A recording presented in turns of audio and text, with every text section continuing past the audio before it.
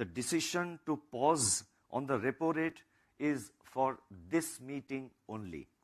I would now like to explain the MPC's rationale for these decisions on the policy rate and the stance.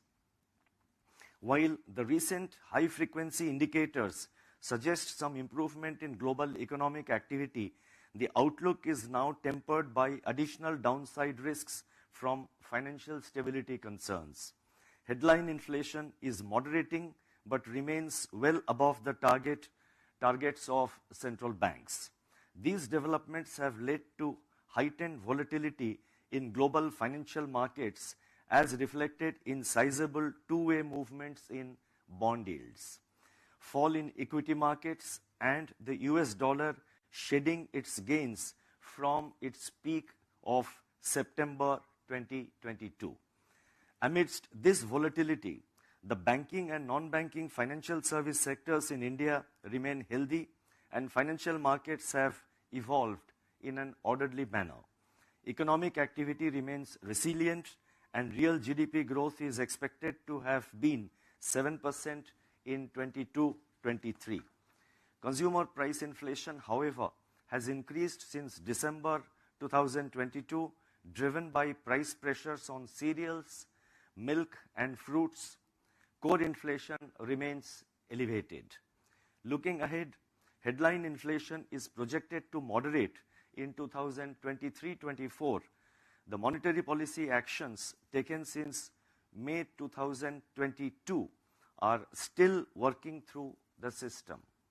Accordingly, the MPC decided to keep the policy rate unchanged to assess the progress made so far while closely monitoring and evolving the inflation outlook. The MPC will not hesitate to take further action as may be required in its future meetings.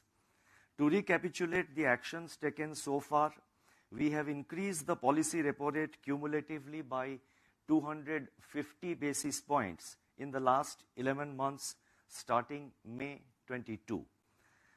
This was preceded by introduction of the standing deposit facility, that is the SDF, at a rate 40 basis points higher than the fixed rate reverse repo.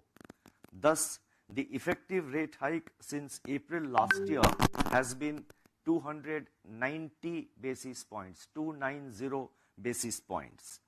These increases have been fully transmitted to the overnight weighted average call money rate, that is WACR, the operating target of monetary policy, which has gone up from daily average of 3.32% in March 22 to 6.52% in March 2023.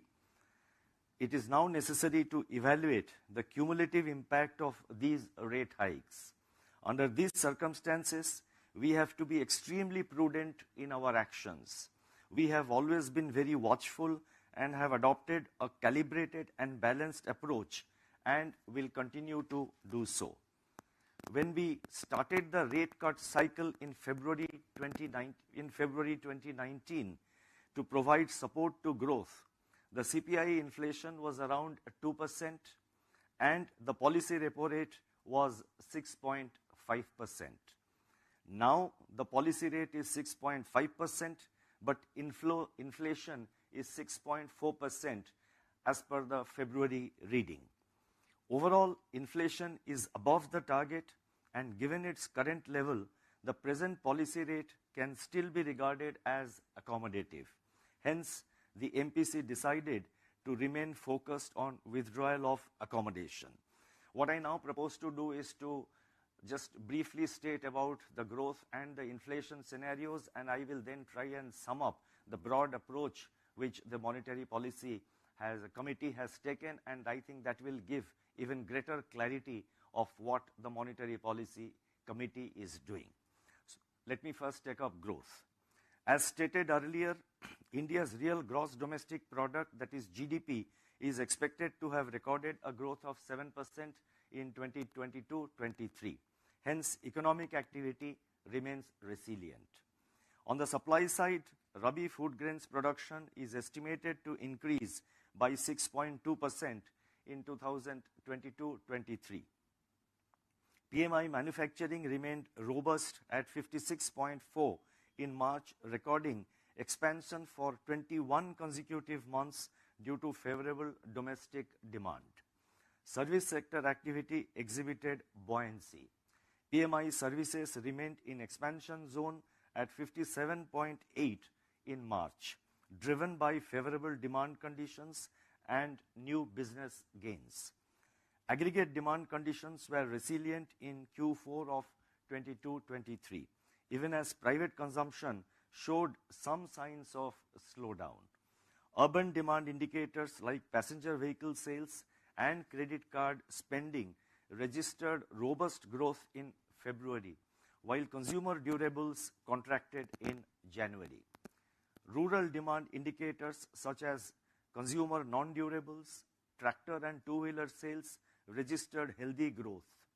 Investment activity exhibited buoyancy on the back of government's thrust on infrastructure spending, high capacity utilization, and revival in corporate investment in certain key sectors. Non-food bank credit rose by 15.4% year-on-year as on March 24th, 2023. The total flow of resources to the commercial sector has increased by 26 lakh crore during 2022-23 as against 19 lakh crore a year ago. Merchandise exports and non-oil, non-gold imports contracted in February. Services exports continued to register robust growth. Supply chains are returning to normalcy globally as well as domestically. Looking ahead, the higher Rabi production has brightened the prospects for agriculture sector and rural demand. The steady growth in contact-intensive services should be positive for urban demand. The government's focus on capital expenditure, capacity utilization above long period average, and moderating commodity prices should bolster manufacturing and investment activity. The drag from the net external demand may continue due to increased global headwinds. The protracted geopolitical tensions and global financial market volatility pose downside risks to the outlook. Taking all these factors into consideration, the real GDP growth for 2023-24 is projected at 6.5%, with Q1 at 7.8%, Q2 at 6.2%, Q3 at 6.1%, and Q4 at 5.9%. The risks are evenly balanced. Let me now turn to inflation.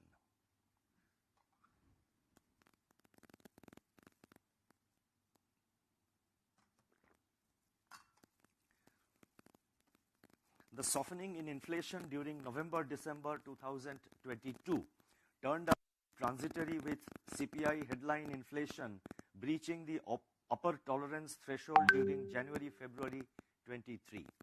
A sharp turnaround in food inflation drove the pickup in headline inflation as core inflation remained elevated across a range of goods and services.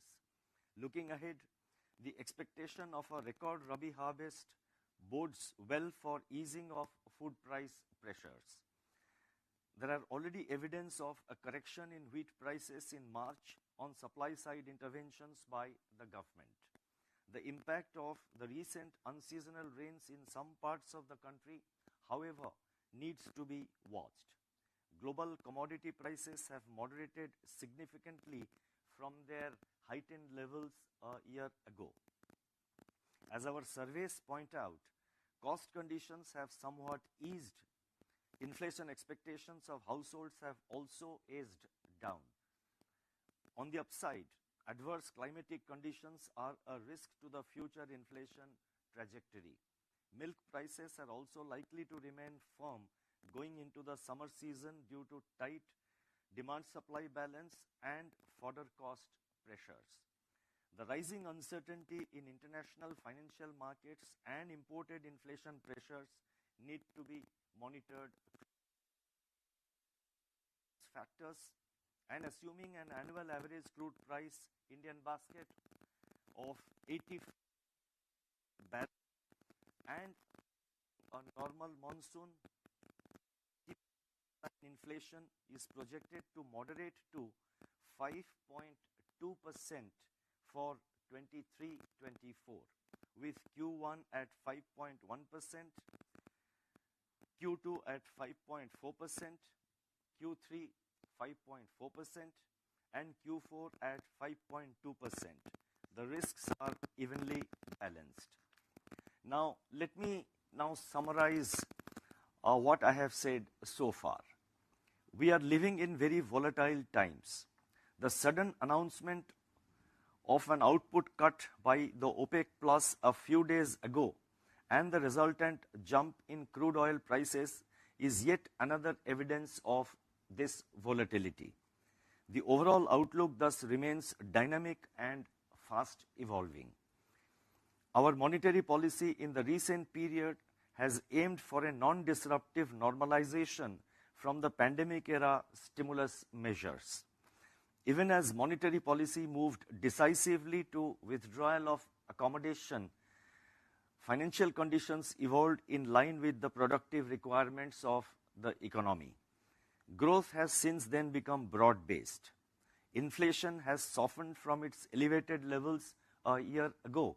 However, it still remains above the upper tolerance band. Projections for 2023-24 point to a softening in inflation, though the disinflation is likely to be gradual and protracted, given the rigidity of core or underlying inflation pressures. At this stage, we remain watchful of the evolving outlook and the impact of our actions during the past 1 year on the broader real economy. While we have kept the policy rate unchanged, it is important to bear in mind that this decision was taken on the basis of our assessment of the macroeconomic and financial conditions with reference to the information available up to today. Our job is not yet finished, and the war against inflation has to continue. And this has to continue until we see a durable decline in inflation closer to the target. Let me read again. Our job is not yet finished, and the war against inflation has to continue until we see a durable decline in inflation closer to the target. We stand ready to act appropriately and in time. We are confident that we are on the right track to bring down inflation to the target rate over the medium term. As we proceed towards this objective, I recall the wise counsel of Kautilya 2000 years ago, and he said, and his statement was as follows: "Be not slack before the job is finished. Be not slack before the whole job is finished."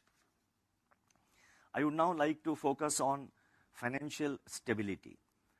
With the fight against inflation far from over, the global economy is now confronted with serious financial stability challenges from the recent banking sector developments in certain advanced economies. This calls for a reappraisal of the responsibilities of the regulators and the regulated entities world over and their collective role in safeguarding the stability of the financial system. While regulators need to identify potential vulnerabilities and take proactive regulatory and supervisory measures, it is important and incumbent upon the regulated institutions to exercise due diligence in their risk management and corporate governance practices. They need to pay close attention to asset liability mismatches and profile of their deposit base while building up adequate capital buffers and conducting periodic stress tests. It is in this context that we in the Reserve Bank of India have focused on macro and micro-prudential measures in the recent years to prevent buildup of financial vulnerabilities. We have adopted a prudent approach towards regulation and supervision and have taken several steps in these areas in recent years. Some of these regulatory measures are listed in the footnote of this statement.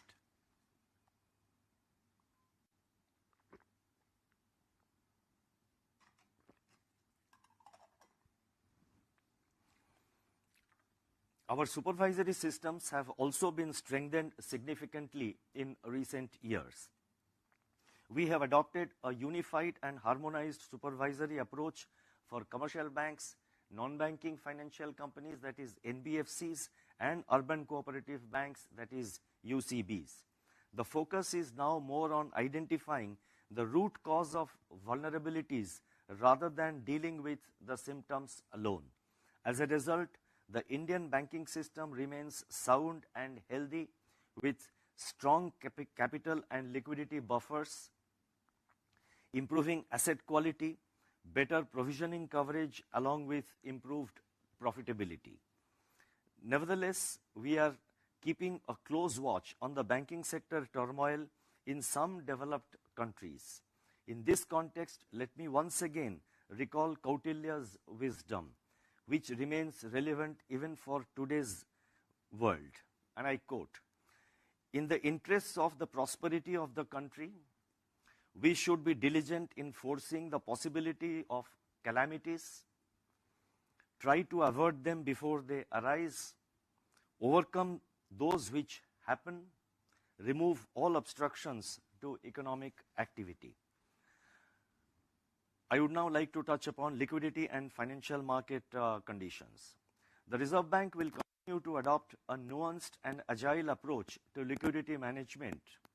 Amidst large moderation in surplus liquidity, the Reserve Bank conducted 14-day variable rate repo auctions, which is the main operation, on February 10th and March 10th, and also a fine-tuning 5-day variable rate repo auction on March 24th. In the period ahead, the Reserve Bank will remain flexible in meeting the productive requirements of the economy through two-way operations as may be necessary. We will also ensure the completion of the government borrowing program in a non-disruptive manner while maintaining orderly market conditions during 2023-24. The Indian rupee has moved in an orderly manner in the calendar year 2022 and continues to be so in the current year, that is 2023 also. This is reflective of the strength of the domestic macroeconomic fundamentals and the resilience of the Indian economy to global spillovers. We remain watchful and focused on maintaining the stability of the Indian rupee.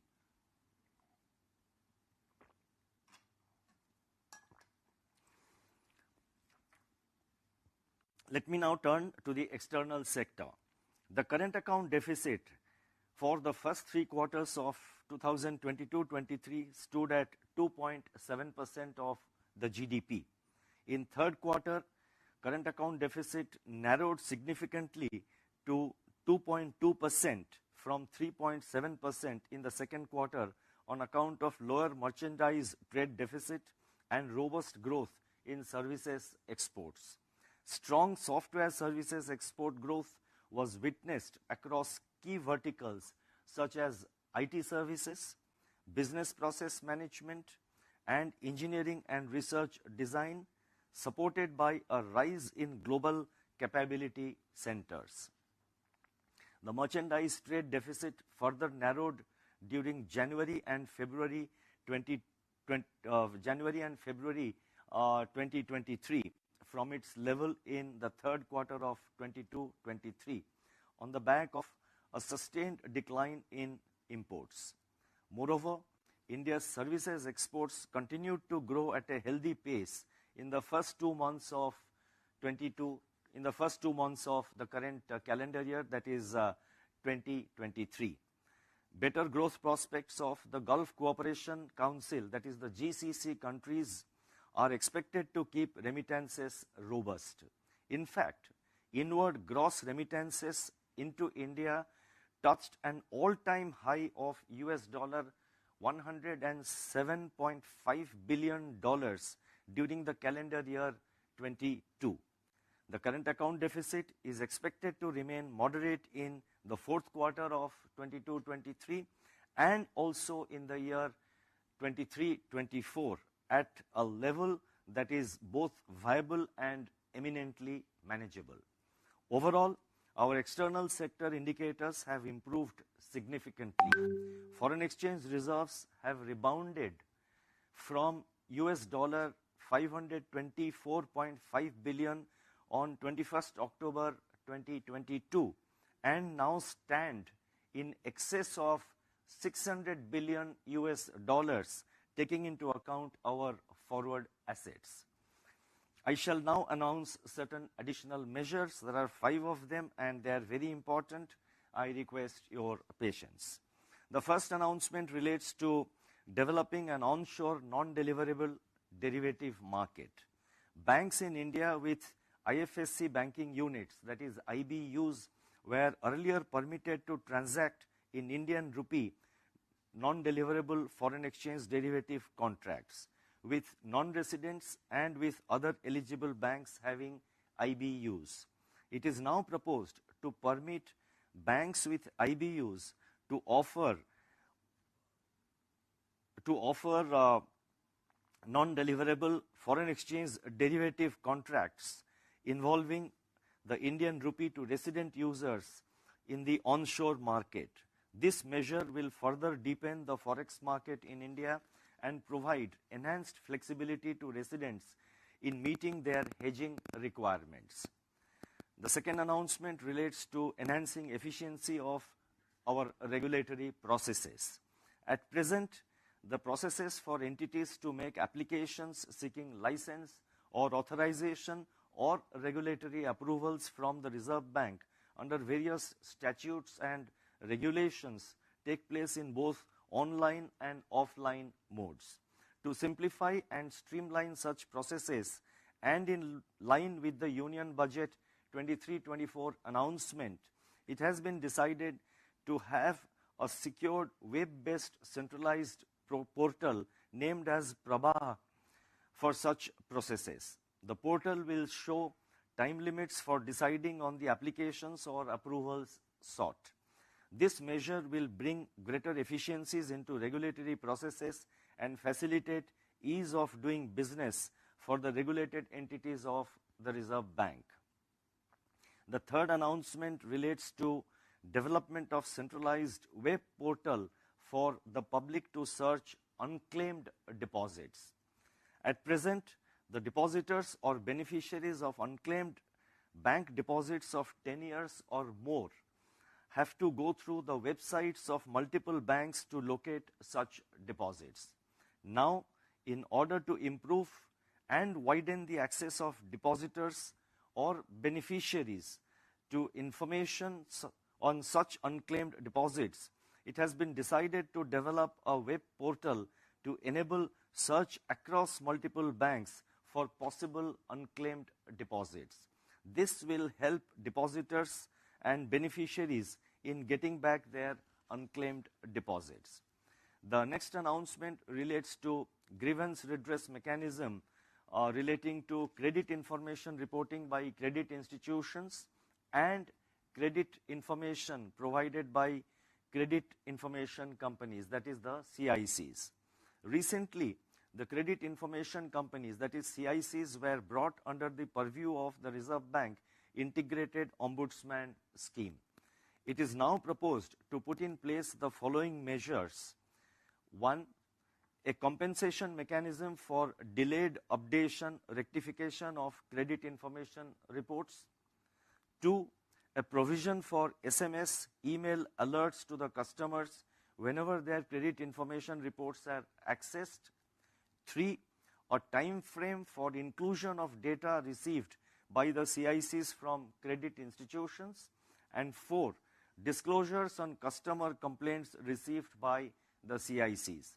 These measures will further enhance consumer protection.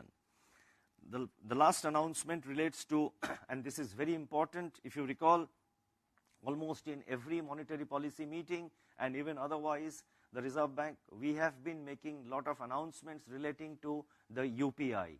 And this announcement also relates to UPI. Basically, the objective is to widen and expand the footprint of the UPI even further. And this announcement relates to operation of pre-sanctioned credit lines at banks through the UPI. The Unified Payment Interface, that is UPI, has transformed retail payments in India.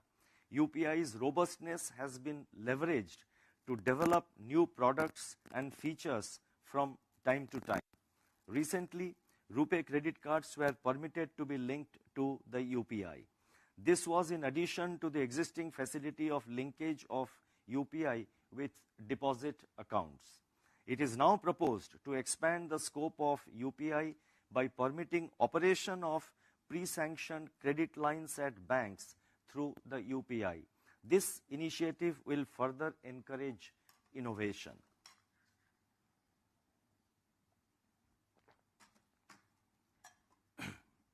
Let me now conclude by stating that since early 2020, the world is going through a period of extreme uncertainty. In this daunting environment, India's financial sector remains resilient and stable. Overall, the broadening of economic activity, the expected moderation in inflation, the fiscal consolidation with focus on capital spending, the significant narrowing of the current account deficit to more sustainable levels, and the comfortable level of foreign exchange reserves are welcome developments which will further bolster India's macroeconomic stability. This allows monetary policy to remain unwaveringly focused on inflation.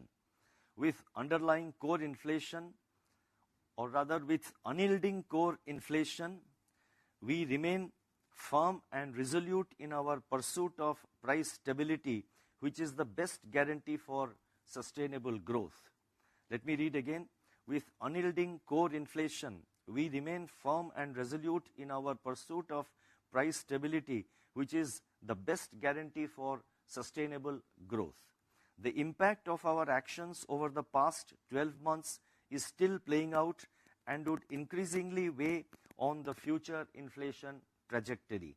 As I noted in my policy statement in April last year, our goals of price stability, sustained growth, and financial stability are mutually reinforcing, and we continue to be guided by this approach. We remain vigilant and ready to face the challenges with a firm commitment to price and financial stability. We are inspired by what Mahatma Gandhi had said, and I quote, in